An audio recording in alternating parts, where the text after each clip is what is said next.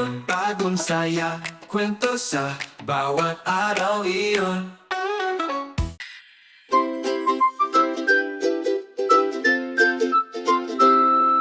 Si Mumba ang pink na dinosaur, may jacket na maliwanag.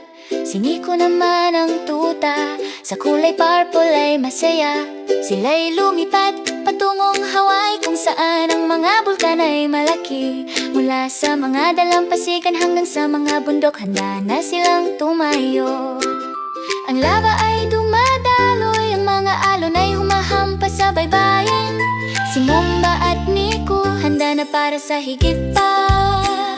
Mula sa mainit na buhangin ng mauwi hanggang sa berdeng kislap ng Hawaii. Sa Hawaii pupunta sila kahit saan nais nilang pumunta.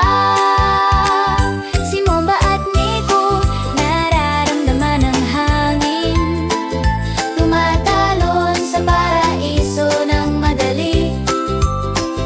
Mula sa mga bulkan hanggang sa mga kagubatan, tumatakbo at nagsasayaw sa Hawaii. Maglalaro sila buong araw. Mula sa baybayin ng Oahu hanggang sa gintong araw ng lanay, nagsisimula pa lamang ang pakikipagsapalaran ni Mumba at Nico. May mga bangin sa paligid at magagandang dalampasigan.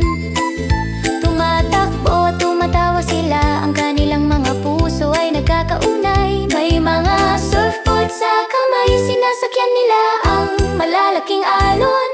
Sa malalim na dagat sila'y matapang at matatag.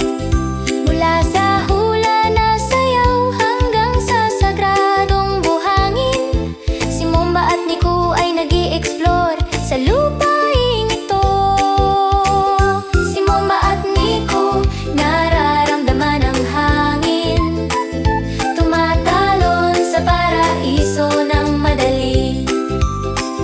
Mula sa mga bulkan hanggang sa mga kagubatan, tumatakbo at nagsasayaw sa Hawaii. Maglalaro sila buong araw.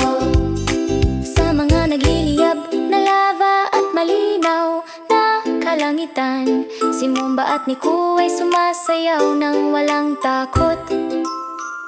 Mula sa mga pagsabog hanggang sa mga matamis na awit ng surf, sa ilalim ng mga buwan ng Hawaii, natagpuan nila ang kanilang ritmo. Si Mumba at Nico, puno ng kasiyahan.